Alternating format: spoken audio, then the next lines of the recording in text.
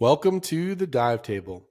I'm Jay Gardner, and back with me is our fourth co-host of season 2. Again, coming from, you haven't moved yet, have you? You're still in Austin? Yeah, still in Austin. Oh, okay, good. Coming from Austin, Texas. That was a joke. You're not planning on moving. Mr. Scott Bauer. Scott, how are you doing this fine evening? I'm doing good. Doing great. Doing great. Not just good. Doing great. That's Yeah. what I like to Yeah. hear. That's what I like to hear. That's good. And producer Daniel is here as well, which must mean we are recording another episode of the show. Scott, I had a lot of fun on the last one. I mentioned like afterwards, like it just was like a normal conversation, this is totally comfortable in that way. And I'm really looking forward to the next couple of shows we get to do together. So thanks for being here, helping me and others unpack kind of the photography subject together. I really appreciate you being on the show. Yeah. It's good to be back. Awesome. And so for this episode, we wanted to look at maybe, based on what we did last time, a little bit more depth to the subject of photography. And this can be a little bit of a touchy subject because we know how the saying goes, art is in the eyes of the beholder. And that's, I think, relatively true. We can debate the merits of that statement, but that's a relatively true statement. But there's a good discussion to be had here around what makes a good underwater photograph, right? What it makes a good photograph. If you're going to take them, what is the composition of it? What does it take to take one? So on and so forth. So I think we want to unpack this. It might be a bit touchy, and we'll see, but who knows? We'll see where it goes. So you ready to jump into this subject? Yeah. Oh, this is where I say something catchy again, where it's like, let's I think last Whatever you time. want to say. Yeah. I'll Shutter spare roll into everybody it. that. Yeah, I'll spare everybody that. No puns for you. Yeah, Scott no doesn't have pun. kids yet, so he's not a pun master yet. I don't have the So dad jokes in my back pocket. Yeah, yeah, I need to work on you that. fill them up. I have a book actually I can lend you that my kids got me for Christmas or birthday, one of them, of dad jokes. So there you go. All right, good. Let's get into it. Okay. So let's set this one up with maybe a tough conversation to be had, which is how do we, can Scott and Jay here come to a consensus of how we define a good versus a quote unquote bad photograph? So again, art's in the eyes of the beholder, so on and so forth, but you have to have an opinion because it's a podcast and we have to say something. So are there technical aspects of a good versus bad photo? What's good? What does that really mean? And what is bad? Is there such a thing as bad? And are there dependencies on the type of photo? Like you could have a really awesome macro photo that would not be awesome if it was a wide angle photo or something like that. So let's get into this. I know it's not, we're not going to solve it, but I think it's good to have the discussion. No, I like this this question. So there's definitely such thing as a bad photograph, and I've taken a lot of them. That's how I know. But But it's not just a butt photograph, like accidental, like yeah, not you just an took the photo accidental thinking like it'd photograph. be good and it was bad. Yeah, yeah, and it has to have some things in it, and you start to you start to learn. It's like, okay, it has to have this element in it. It has to have this element in it. And a lot of times, of course, to be really basic, of course, it has to have good composition, and we could talk more about what makes a good composition. And it also has to have good lighting, and we talk more about what good lighting is too. But yeah, no, I think that subject matter, lighting, and composition, how you let those three things have a relationship with each other, I think that's what creates a good versus bad photograph. And of course, it's just an opinion, but I'm definitely guilty myself of taking many bad photographs. And I think part of the process of learning what a good photograph is starting by taking some bad ones. Yeah, but so we can start with composition. I think there's a lot of things that could create a good composition. I'm not the greatest at it. It's something that I really start to think about more when I start diving in the same place over and over again. And I think about composition less, unfortunately, when I'm in new, really cool places that I'm not used to being in. It's like a Hmm. sensory overload. I can't like when I was in Rotan just now, I was just trying to, figure out what's around me, much less be like, oh, well, this sea fan would look really good right next to this squid that I've never seen before. Like if you see something that you've never seen for the first time, it's really hard to nail a good composition. And I think a Hmm. lot of photographs that I consider good ones, I've taken by accident, which is ironic compared to what you said earlier about a bad photograph being one that you accidentally take of someone's butt or something like that.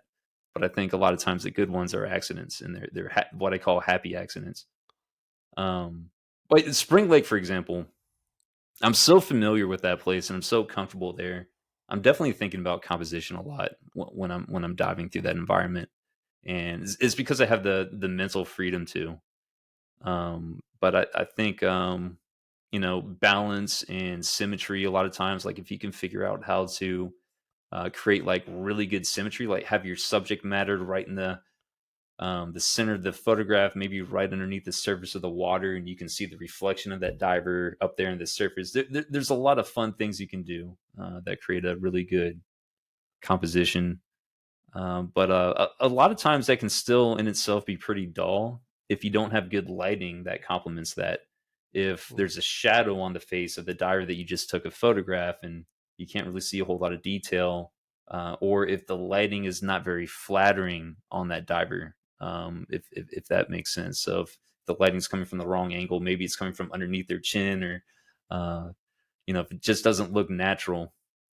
And light rays are another thing that if you're lucky enough to get some light rays in that composition, that's something that always helps too.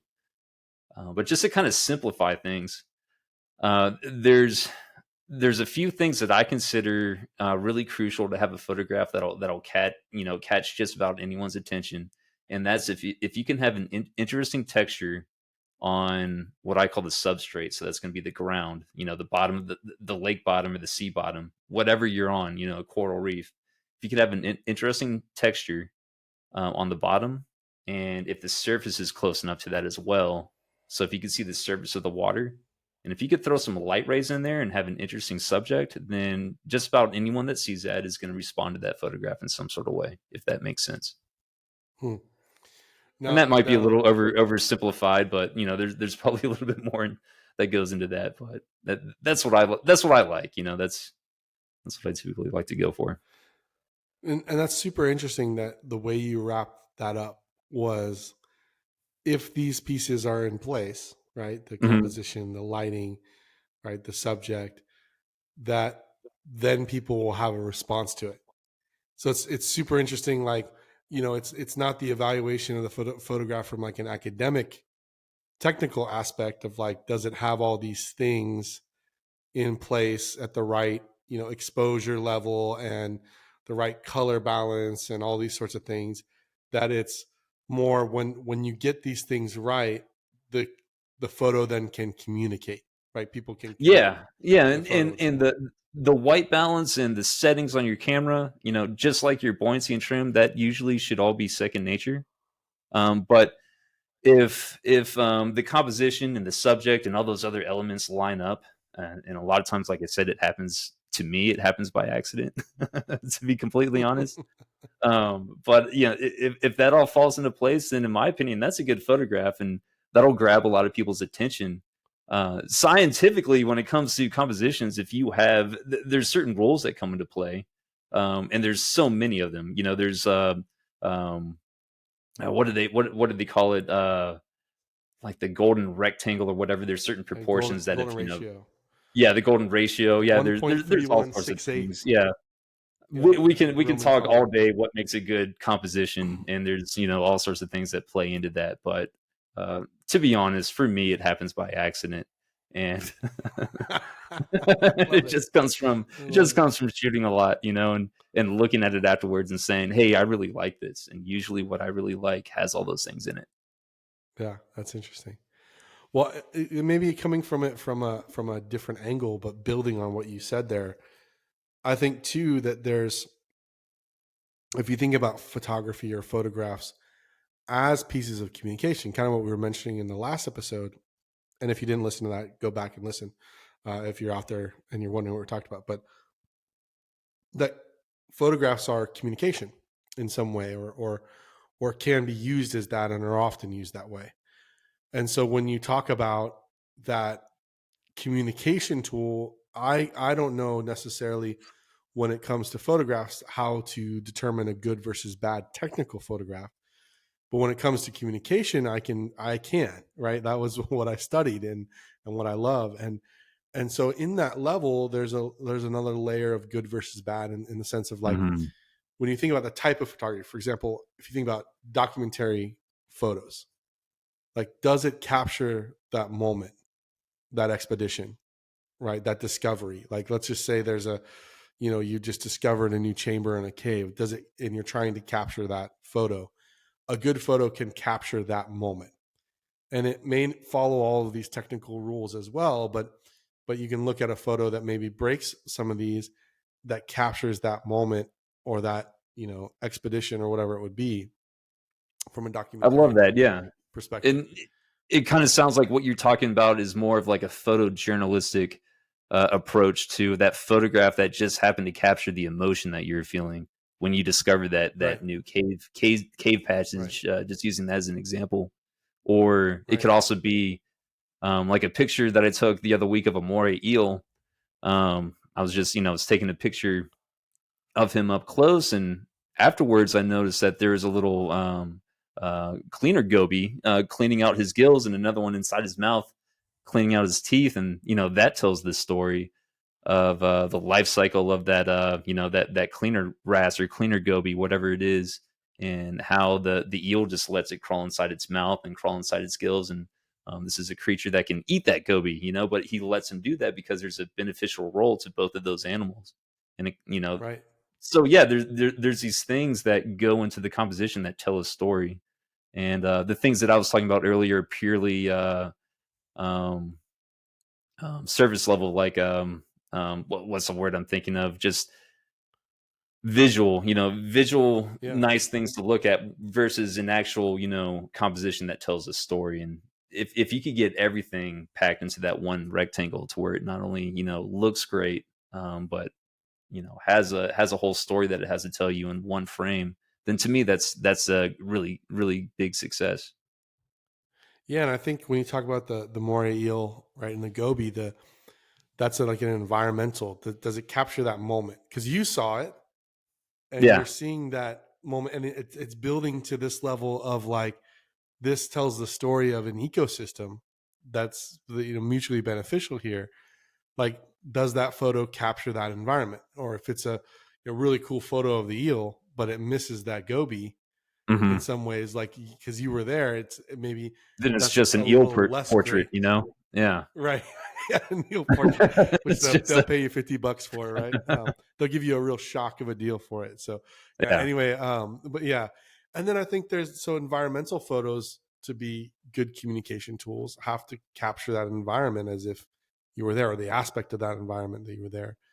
And I think maybe another category too is kind of an emotional or human interest photo, which you do a lot of. I know that you, and I love that. One of the things I love about diving with you is I always end up with some photo of myself, which is nice. But I was thinking the human interest side of things, or the emotional side of things, does it capture the person?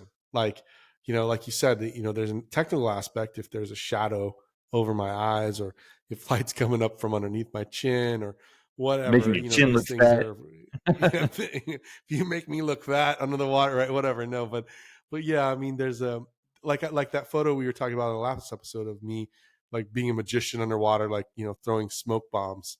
We're just messing around.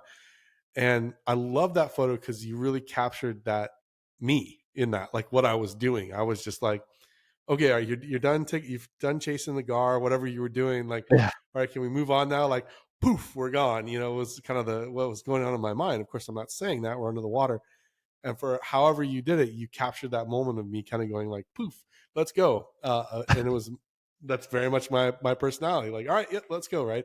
And so there's a cap. Does it capture the person? So I think it's super interesting to think about. Good is, I think for sure, if it's a big blurry blue abyss, like it's like there's no chance it can communicate, right? Other than Mhm. a certain color of blue, I guess. But when you talk about getting some of the technical aspects of composition, of lighting, of subject, you know, well rounded out and balanced, and then that gives it a chance then to use as a communication tool, like Yeah. as something that really The accomplishes. visual Yeah, appealingness to it is just like the first step, in my opinion, because I think you have to have that to get to the parts where it's gonna start to tell a story too. Otherwise, I mean, even without the visual, even without that nice candy appearance, that really attractive appearance, you can have a photograph that tells a story, and sure, it tells that story, but I don't think it'll grab the same attention that it would if you weren't able to get that really magical look to it. Um, and a lot of photojournalism that I've looked at in magazines and whatnot is kind of more along those lines where it might be kind of boring visually, but it still tells, like if you really study it, it still tells a lot of details about what might have happened that day or what's going on in that frame. But what I like to do, or what I like to try to do, I'm not saying I'm good at accomplishing that by any means, but what I would like is to have something that you would hang on your wall as some sort of fine art print, but tells the story of that feeling that you had when you were in that place and you saw that thing going down, whether it's part of a coral reef ecosystem or whether it's that carefree Sunday afternoon we had in Spring Lake where you threw the sand up in the air, on cream of wheat. Um, Anything along that sort of guideline is what I find attractive in a good photograph. Um, gives you a feeling, conveys the feeling that you felt when you were there, and is visually appealing, and tells that story really nice and really efficiently, as you said in that frame. yeah. Yeah, super interesting. All right, well, let's then maybe move to, I think, we can both now sign up as judges for all these underwater photography contests that they run out there. So if you're out there and you run one of those, Scott and I can be a judge. We have our own criteria that we can bring now. We've discussed it and decided, or you can borrow our criteria and go for it however you'd like. But yeah, that would be that's funny. I think we've kind of got to a good place of what good looks like, and what bad can look like as well. So the burning question here then becomes, how do you do it? So how do you take a good photo? Maybe the slash line on this too is, what makes a good underwater photographer? Because I would argue that good photos, consistent on a consistent basis, if you're producing good photos, you are probably a good underwater photographer. I think any Joe Schmo like myself can get lucky and capture a photo, or pull a still frame from something, and have a stroke of luck once to get that good photo. But I think good photos over time consistently come from good underwater photographers, and so maybe these things are intrinsically linked together. How do you take a good photo? Slash, what makes a good underwater photographer? So are there specific skills required to capture a great photo? Are there technical considerations? I know you mentioned, the camera settings should be second nature, but how do you make decisions about those things? And then what about in post, like editing and touching up the photos and so on and so forth? How does that stuff go? So what's your take on how do you take a good photo, slash what's a good underwater photographer? Well, so aside from what we talked about on the last one, to where it starts with skills and good buoyancy and good trim, and we can definitely come back to that. Obviously it'll start there.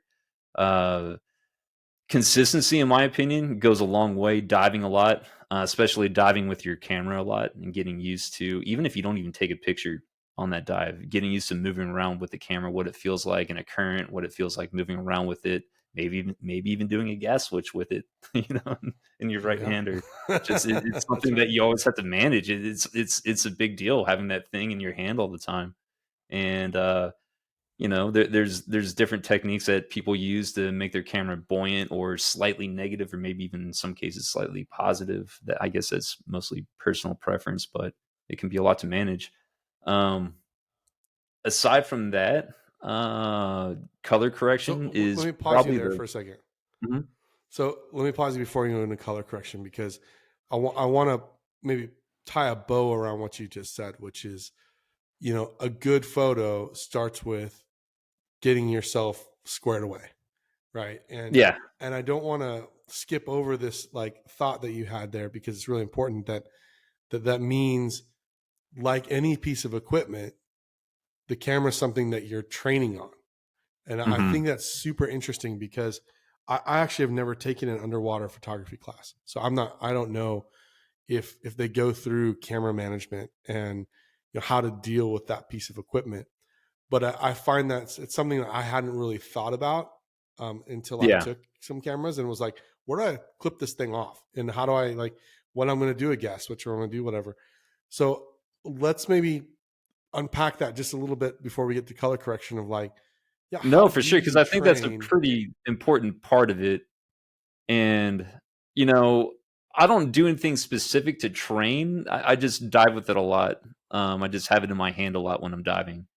And maybe it's a good idea to practice. It's kind of a funny idea. Maybe it's a good idea to find a good, reliable buddy and practice a valve drill with your with your camera in your right hand. I don't know. Maybe that's a bad idea. Well, yeah, we'll let other people debate that. Um, but yeah, just having it in your hand a lot when you're diving, just taking it on a lot of dives. Even if you go into Lake Travis, just having it with you, managing it throughout that dive while you're fulfilling that dive plan is a really good thing to do, in my opinion. And one of the biggest limitations that you'll notice when you start diving with a camera that's more than a GoPro or a point and shoot, something that you actually have to manage the settings and manage the size of it, the lighting arms, manipulating all that stuff, it's going to start to eat into your gas consumption quite a bit too, Hmm. especially when you're not so much used to it. And I still think my sack rate is not where it needs to be, but it's definitely been better than what it was when I first started diving with a bigger camera. And that's one of the first things I noticed when I started doing that. And I think the Really? So only you way to get saw, through that is to dive with it a lot. yeah. So when you started diving with the bigger camera rig, you saw a noticeable uptick in your gas consumption rate. Absolutely. Especially if you're shooting a lot. And that's going to be kind of obvious. You see a seahorse 10 feet away, you're going to go over to that seahorse, you're going to get in the right position. That all takes a lot of movement. And you have to manipulate your buoyancy by exhaling, inhaling. That's causing you to kind of break the rhythm of your normal relaxed breathing style. And that's going to cut Mm. into your gas consumption quite a bit too. And then also you're going to get excited, especially if it's something really cool that you've never seen before. And even me, very recently, I saw a squid for the first time, and I just about threw a hissy fit, and that probably affected my gas consumption quite a bit. I was so excited to see it. It came right up into my lens, and I couldn't believe the photograph that I was almost accidentally able to take of it. And I've been diving for years, and I've never seen a squid. Surprisingly, this Wow. this Yeah. Rotan trip was the first time I've seen those. But yeah, you get No, that's excited, and super that interesting. that cuts into it quite a bit. Yeah. I mean, I think, to add on to that idea, I think, that it's just like any other piece of kit, training it. And you go back to, like, at least the way I approach diving, or was trained to approach diving, was really around, like, you start with how you're going to exit the dive first. Like, how do I get home safe if everything goes wrong? And so yeah, it is interesting. I don't know if photography courses cover managing that piece of kit, because I mean, some of these cameras. I went diving last week with some folks that were really into the macro photography, and some of these rigs are just incredible. I mean, like I said, they're as big as your as a set of doubles in terms Mhm. of the size of everything, the lights and the camera, the housing, and everything else they have on top of it.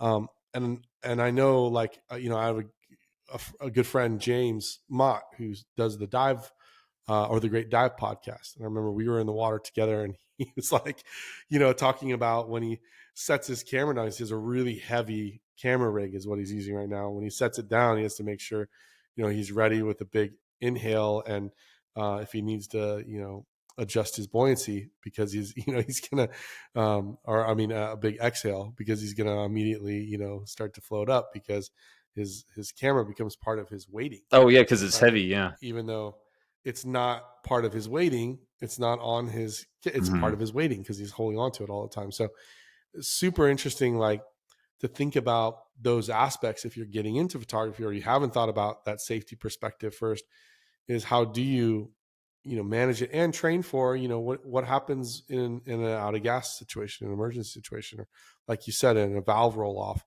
or something like that, oh, what do you do with the camera? you know I love that video you posted of your camera, that you had almost perfectly neutrally buoyant. You could just let it go, and, like, And but I think a to lot of me people. that to me is a safety concern too. I think because of the point that you brought up, your camera should at least be somewhat buoyant. It doesn't have to be perfect like that, but it shouldn't be too heavy to where if you feel like if you let go of it, you're gonna shoot up. And I do realize that people that are really into macro photography, they want their rigs to be weighted quite a bit because they're shooting from a tripod. And I think the safest way to do that is to have a somewhat buoyant camera rig, even when you're set up for macro, but you put it on the tripod and then you take a weight off your person and clip it to the tripod. And then I do understand that when you take the weight off your person, you're going to be buoyant, but you should know to, adjust your buoyancy as you're doing that. But if you were to somehow in transport to wherever you were going to go shoot at, lose your camera, then it wouldn't be, like you just lost a bunch of weight. And I think that is that's definitely an advantage to getting your camera buoyant. But the biggest reason to have it buoyant is for stability when you're shooting video. And of course, macro that doesn't apply, but shooting wide, it helps quite a bit. Yeah, interesting. I Yeah, think I well, that's good. bogarted I your mean, point there. no, no, no, that's great. I mean, the skills there, I think, too. And like I said, I don't know, and I'm actually going to ask that question of my agency now, of, like, in our photography course, do we talk about, like, managing kit? But it just dawned on me while we were talking about this, or when we were prepping for this episode, about, like, oh yeah, that's a whole thing. It's like, taking a dry suit in the water the first time. There's some a Hmm. level of training on that equipment, um, that's required. So I like that you started with skills, and I wanted to make sure we unpacked that piece of it before you got into color correction and some of the other things that are really important. But thanks for indulging me, because I was like, yeah, this is a point I want to Yeah, no, for explore a little sure. bit. And I totally get that that side of the thing is what you like to talk about, and that makes perfect sense because that's your deal, the whole dive training thing, and um, which I can segue into something that you might also like too, is anything that involves diving with a team, creating a plan, and training to use certain types of equipment. I mentioned in the last one of these that we did, that's something that I kind of aspire to want to do. That's something that I want to work up to because I'm definitely not there yet. But one photographer which you're very familiar with, Natalie Gibbs at Under the Jungle, I really like that type of work. It's really fascinating to me that they go into this place that alone just to go into that place requires specific training, specific use of equipment, but it also involves a team. They're going in there with a team. They're placing lights in very specific places. She has this idea of how the composition needs to look, how it needs to be lit, and there's communication going on underwater with that entire team on this diver needs to go over here in this position, they're going to be the subject, we have these lights already placed over here. And to me that seems really fascinating. It's like you're going on a mission with this team and you're coming back with that objective, and at the end of the day it's this like really fun creative thing. You're coming back with this piece of art, and I love that type of photography, and that's kind of more what I want to get into down the road. And as I learn more and kind of grow into that. Yeah, that's cool. That's really cool. And I think too, maybe we not to, we can't, I think, talk about all of it yet, but you and I have been doing a little bit of expedition planning um, around a specific photography mission, a week long mission to go capture some specific photos. And one of the things that it's great to talk about as team members, you and I, and the other team members that we're involving, is that safety aspect. Is like if we talked about, hey, look, we're going to have. I think our plan originally was we're going to have two divers and one safety diver, and we talked it through and said like, well, really, we should have us at least a safety diver per one photographer, right? Because that becomes a really important thing, and ideally we'd have a team of three, right?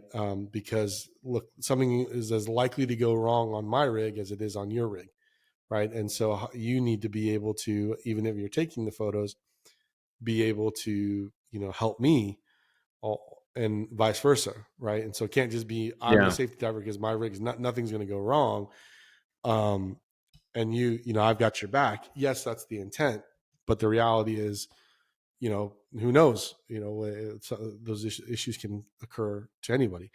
So it's Hmm. interesting when you talk about team planning, even for a dive where you're taking the camera with you and you say, oh, I really want to capture some photos of X. What is that teammate who doesn't have the camera? What's their responsibility in that moment, right? In that Yeah, in that's that a good point. Like if you have a first stage failure or somebody else does, is somebody there to receive your? You just does somebody know that you're going to hand your camera over to them? They just need to grab it and take it off your hands. I wonder what the proper protocol is there. And it'd be kind of interesting Well, if to it's neutral, talk you to just let somebody go, that does right? tech training that also is a photographer. Yeah. So, but yeah, I think that these things lead kind of back to the question: how do you take a good photo? Well, some of it becomes Mhm. the personal skills and the familiarity with your equipment and so on and so forth. Part of it is the safety and planning for that as a team, and having a team behind you, not only to set lights but also from a safety perspective, and that the Mhm. team that's diving is aware of the plan that, hey, Scott's going to take some photos and we're going to pause in this moment to support him in that, and then we'll move on. um, but I think those are good starting places. Maybe let's get into the color correction and maybe some of the technical considerations that make a good photo, or how do you take a good Yeah, photo? and that's one thing that I think is really important with underwater photography is the color, and I think that's what most people actually get wrong too. There's not a very Hmm. good understanding of it because, and for good reason too, because if you're learning photography, forget underwater. If you're learning photography, there's a lot of YouTube channels and really good resources you can learn really quick. If you're using the right resources, is pretty easy to pick up. It's definitely not rocket science, but color correction is one of those things that is uniquely different as soon as you go underwater, and there's not a whole lot of YouTube channels that cover that. There's a few that I could think of. We got to really dig for them, and Hmm. the reason for that being, I'm gonna get a little scientific, and I'm not a scientist, so if I get something wrong, don't kill me in the the comments. But so you have a ray of sunlight that has all the colors of the rainbow baked into that one ray, right? And when that ray of sunlight shines to rain, it makes a rainbow. Because it's breaking apart all those different light rays, and that's why you see a rainbow. I guess something like that. To that avail. I As thought it was soon because as there was a sunlight. pot of gold. Well, yeah, and there's gold. Yeah, that's Okay, all right, true. just making sure that's okay. Good, Yeah. good. But as soon as that ray of sunshine hits the ocean, hits the water, every foot or every inch that it passes through the water, it removes the colors in order of the rainbow. So it starts with the warmer colors. It starts with the red, and then moves on down until you're left with nothing but the blues and the purples. The deeper that you go. So that really long-winded explanation of what happens to color and light as it, passes through water when you're diving, that really affects the camera's ability to do a really decent white balance. So, there's a few different tricks and techniques that you can use to learn how to do that physically with your camera and with your lighting. But there's also a lot, and I mean like quite a bit that you can do with Adobe Lightroom or any other editing platform that is really important to make sure that you're getting good color correction in that post work, because it makes you might not notice it at first. Um, like if you take your GoPro, shoot a shot 20 feet deep in Spring Lake, you'll be like, okay, this looks good. But if you color correct it properly, you'll be like, wow, I didn't realize there's actually so much color in this photo that I would have neglected to bring out. And that's just a technical aspect of something that you might be selling yourself short if you don't learn how to properly do that. Do you think that also has something to do with the fact that when you are, let's just take like you're at 80 feet. So you've lost, red, you've lost all Hmm. those warmer colors that you were talking about. You got some blue and you got green, maybe, like, Yeah. and so when you're in that environment and you're setting up the composition of the shot, you actually aren't capable of seeing those other colors in that moment. Like if you're Well, with it your own depends. eyes. This is very interesting. It depends because it depends on the artificial light that you bring down there, and that's also where it gets Okay. tricky, because your white balance might be set for the ambient light that's down there at 80 feet, and then you turn on your lights that look white to you, but to the way that your white balance is set, they're going to look purple or red or like really weird orange. And that's where different tools come in, like ambient light filters. Like you'll see these blue ambient light filters that some people use if they're shooting with video lights.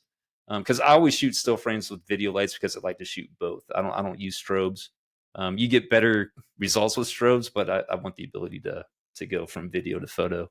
But that's why you'll see those blue filters over my video lights, is because you'll set the white balance to that ambient light down there at 80 feet, but those filters will keep the light, what will enable the light to kind of match that white balance. And that's just kind of like a mechanical trick that you can use that gives you a little bit of a leg up when it comes to post processing, because you still need to post process after that. But it definitely keeps you from having to push it too far in post to where you start to degrade the file. And that's a whole nother, technical thing to dive into. But yeah, there's all sorts of things that go into it, and it could get really complicated. It doesn't necessarily have to be. But I think like basic color correction is really important. Oh, that's good. That's good. And it's kind of like, to maybe tie a bow around all of that you were talking about, if you think about, you're listening out there and you think about, your open or advanced open water, your deep dives or whatever it would be. Remember, maybe your instructor brought down a slate and then shined a light on that slate. When you looked Hmm. at it without the light, it was, all the colors look gray, and then all of a sudden, or blue, and then all of a sudden you shine the light and you see, oh, there's red and there's yellow and there's Yeah, orange coming back. And it's yeah. Because if you think it's about it, really the basic light ranges. from that slate is only moving a few feet, whereas the light from the sunlight that's penetrating all 80 feet down to where you are. Right. Yeah, no, it's super interesting. I mean, it's one of those things that it's that going back to how do you take a good photo? Well, it's considering the environment and then setting up the gear in the right way so that it can address that environment. So, I mean, I imagine if you're taking photos in, 10 feet of water on a super shallow reef, kind of the, Hmm. you're talking about the substrate with being able to see the surface of the Yeah. water and the subject in the middle, it's a different consideration than if, you're going to go capture the 6 gill shark and, you've got to go to 160 feet to even start to see it. Right. That That's would when be a you have to different pay the consideration. six So, gill shark to come up to the shallows for you. yeah, you Can of pay them sardines, in whatever he mud. likes. Yeah. But That's I good. think the best photos are taken in 10 feet of water, to be honest. I think that's where you get the best of everything. And sure, I mean, there's definitely a lot of stuff that's that might be cool to photograph down deep. But as far as wide angle is concerned, and as far as what I find attractive, I love the shallow stuff. Yeah. All right, good. So in post and editing, focus on color correction as a key skill. From a technical aspect, set your gear up, correctly. and second nature. And from a skill perspective, hey, you got to train this stuff from a safety perspective, from a gear management perspective, and kind of situational awareness. And then also from a personal skills perspective, your buoyancy, your trim, your balance, your propulsion, all those things. And now, if you add all of that up, it equals how do you take a good photo? No, In terms of like, I think that equals the start, because once you're doing all of that, then you have to somehow find the mental capacity to put together a good composition, and then do all the other things that we're talking about as far as telling a story. I think that's what makes it so hard. And I think that's why for me it happens by accident. And it's just like I just have to shoot as much as I possibly can, and whoops, that worked out, you know? well, that's good. I mean, that's good. It's a really awesome discussion. I know I learned a lot, and that I didn't know, and I wouldn't have considered, really, right? I wouldn't have thought about in producing those shots. So that's good. Anything else to add before we move on to the next segment? Oh, here we go again. No, I don't have any dad jokes that ready. No, I was looking for. I just want to make sure. Cause I'm looking at you to say, like, do we need to Yeah, say no, I anything got else when it comes to okay. good Yeah, I photographs? don't. I don't know. No, okay, That's kind of like a okay. job So, interview where they're like, "Do you have any questions?" And you know that you're supposed to ask a question. yeah, exactly. Yeah, I'll mark this one down. Daniel can edit out.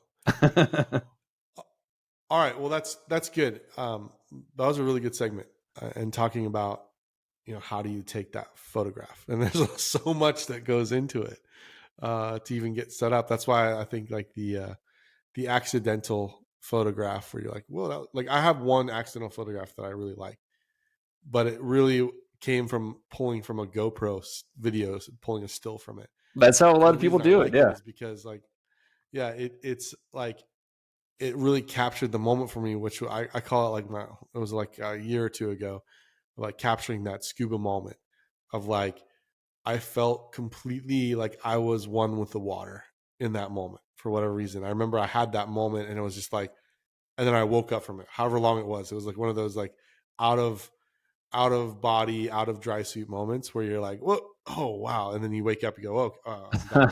But it was just totally balanced. Felt like I was completely weightless. I was one with the water and in a beautiful environment. And there was a photo of that with like, that my instructor captured a video, and I pulled a still from it that was like, that's it. And it really communicated to me in that way. And so it's interesting. Some of those can be accidental, but in prepping for it, all these things need to be somewhat in place that you talked about in order to get that happenstance photo that came through, right? Even if you're shooting photos and you have no lights and you're at 80 feet, like there's no way you're going to get that happenstance photo, because it's going to be a bunch of, dark black, blue color, right? So I think it's interesting to talk about or that you talked about all of the setup that just gets you to a place where you have then the opportunity to capture that moment or to capture that subject in the right way and to get the right composition, all those things. So I that's think good. that's a good way to describe it. Yeah, it gives you it just gets you there to have that opportunity. Yeah. Yeah. And then hopefully magic happens, right? And Yeah. then you're going from there. All right, well, good, Lil. Maybe we can wrap this one up with some advice, like we always do. So, what advice do you have for divers wanting to kind of capture that perfect shot? So, are there? I think the tip, around last time around, buy the housing first, and then the camera is really valuable. Like, are there any of those tips or tricks that you can share? Are there things to avoid that are absolute no's? Like, don't do this in your photography. I did it. It stinks. Don't do it. Are Yeah. there those sorts of keys to the game? I think one of the biggest things to avoid is getting involved in anything that causes you to have to shoot what you're not interested in. Um, for example, I used to shoot. I tried to shoot real estate photography, and I that almost got me out of photography. I just almost didn't even want to do it anymore. But my advice, if you're trying to get the perfect shot, is identify what it is that you love and that you want to shoot, and then you'll figure it out from there, I think. Yeah, that's good advice. Any little technical tips? I mean, other than color balance and all the things that we already talked about. Yeah, I mean, that's a hard one because it's so particular into exactly what it is that you're trying to shoot. If you're trying to capture a certain animal or if you're shooting portraits of people, there's so many different ways to do things.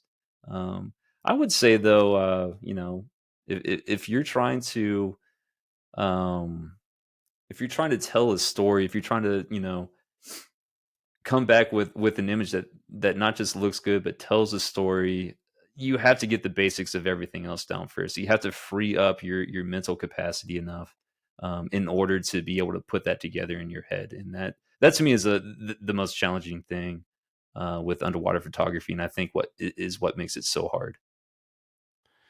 Yeah, I think that's good advice. Like I really don't have a lot of experience or expertise in this area at all. But I can say that I think that the preparation work for anything, right, comes back down to what are you trying to achieve, what needs to be in place to achieve that, and then are those things ready to go when that moment presents itself. And so I think um, practice and practice and practice and lots, like you said, lots and lots of bad photo. What's the, everyone always quotes that Michael Jordan, uh, quote, how many shots he's missed, to make one. Or maybe that was Wayne Gretzky. Gosh, now I'm butchering the probably one of the most used quotes ever. My brain's not working, but it's probably that, like, if you think about photographs just on the spot here, if you think about for all the photos, like behind you, if you're watching the video, are some of Scott's, photos that he's had as art prints, and I would say those you would say were good or perfect shots for you, and they represent something. So if you look at one of those, I don't know, pick one of them, and you think about how many photos that I have to take to get to that one that I actually paid to print and put on the wall, and all that stuff. What would be your ratio? You think Oh, number that's of photos interesting. to number of prints? Like that one right above my head, and you probably can't Yeah. see it, but it's an angelfish that's kind of peeking at me from behind that rock. First off, it's hard to get an angelfish to look at you for some reason, but I remember hanging around that rock with that fish for about 20 minutes, and there's probably 100 exposures that were taken, probably more actually. But yeah, no, that's kind of the way it works for me. There's at least 100 or so exposures. Of course, it's on that high speed mode, machine gun mode. You're pulling the trigger and letting the fish move through the frame, and you're picking the best one. But that's kind of how it looks. That's kind of how that works, at least in the way that I do things. And Hmm. you have that composition built, and you hold the frame there, and you let the subject swim through the frame. And I liked the 100 to angle 1. that the fish was looking at me in that one shot. Yeah.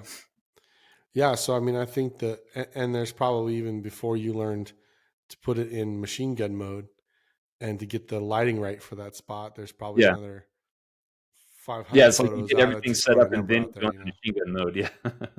Whatever you wanna Yeah. call Yeah. it, yeah. Yeah. Yeah. So, I mean, it's interesting because it's kind of like anything. You have to take a lot of bad photos to get a good one. And I think that's unique in some ways to underwater photography, because on the surface, well, on the surface, like we live underwater. It's how I'm framing. That's not what Yeah. I mean. But when you're taking photos not underwater, maybe we'll put it that way.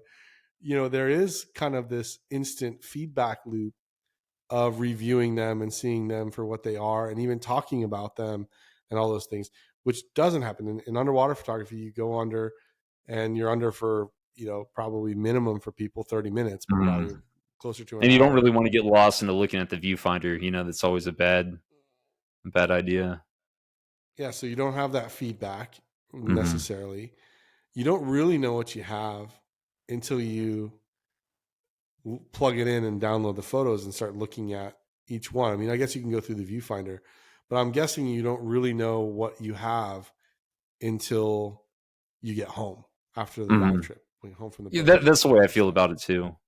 And I know that some people have better equipment. They have, external monitors, uh, and of course, it's going to have a bigger screen. You might get a more instant playback that way, but I don't have that. And that's the way it is for me. I don't really know fully what I have until I get home and look at it on the computer when I'm backing everything up. And are you thinking to yourself, like, I know I took these photos and I think I nailed this one. Mhm. Yeah, it's And you then have you're an idea, scrolling and through them and all and and you're you're like, kinda hoping kinda like the film days, you're kinda hoping that it came out the way that you thought it did, yep. and, video's the worst because I don't have an external monitor, and there's so many things that go wrong with video. You can have a little flake of dust, on the inside of your dome port, and with a still frame, you can just clone that out, really easy fix. With video, it's just like, God, that just ruined the whole the whole clip, The whole thing, or a yeah. thumbprint or something like that, and video's hard. It's really hard, and unlike still frames where everything can be shown in one frame, a video, if you're gonna make a sequence of a cleaner fish cleaning the gills of a moray eel, you want to get one shot of it looking one way, and then you want to maybe zoom in on the goby, and maybe you want to get another angle, and multiple views of the same thing happening kind of tells the story a little bit better in video. Whereas with photography, it's all done in one frame. Yeah. Yeah. Well, good stuff. I think we'll wrap this one up there. It's a really good discussion today on this stuff, and hopefully it was entertaining and enlightening, and maybe you learned something. I know I did. So awesome. So today we focused on the topic, what makes a good underwater photograph, and I think we came to a lot of it has to do with not only the photograph itself, the outcome, but the preparation of the diver and the preparation for the photo and all those things, which I think is really interesting. But we would love to hear your thoughts out there. What's your favorite photo you've taken and why? What makes a great photo versus just an all right photo in your mind and the ones that you've seen? And how have you approached taking that perfect photo? So reach out to Scott or I. Scott, you want to tell them how to get a hold of you again on Insta or on YouTube? Yeah, Instagram is going to be Scott Bauer below, and then my YouTube channel is the same name, Scott Bauer below, and it's, as we joked around earlier, Bauer's Bauer, just like Eddie Bauer, Jack Bauer, Bauer skates. There you What are go. some other Any of the Bauers? Bowers and the Scott Bauer on below on Yeah. Instagram. Just go there, check it out for sure. Well, good. And if you enjoyed this episode, make sure that you subscribe wherever you get your podcasts so that you get notified whenever new episodes drop. So whether that be on Spotify or Apple Music or iHeartRadio, wherever you get that, we want to make sure that you can be a part of this community. Any parting thoughts, Scott, before we sign off of this episode here? I would say work on your trim. Work on your trip. Me? Hey, No, no, what are not you talking you. about? Just everyone in general I'm that kidding. wants to get into underwater photography. I would focus on trim and how you propel yourself first. I think Yeah, that's a good place to start.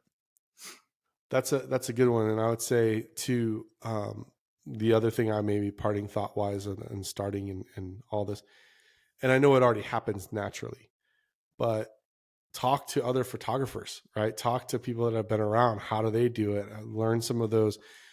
Try not to take the hard knock life of learning and gain experience from people like Scott who have done it, who are still learning and open to learn, but have things that can really help you. And so I think always looking to others to talk through that stuff is always a good thing. So good episode, Scott. I enjoyed this one. All right, thanks for joining us today, and we look forward to having you back on the next episode of The Dive Table.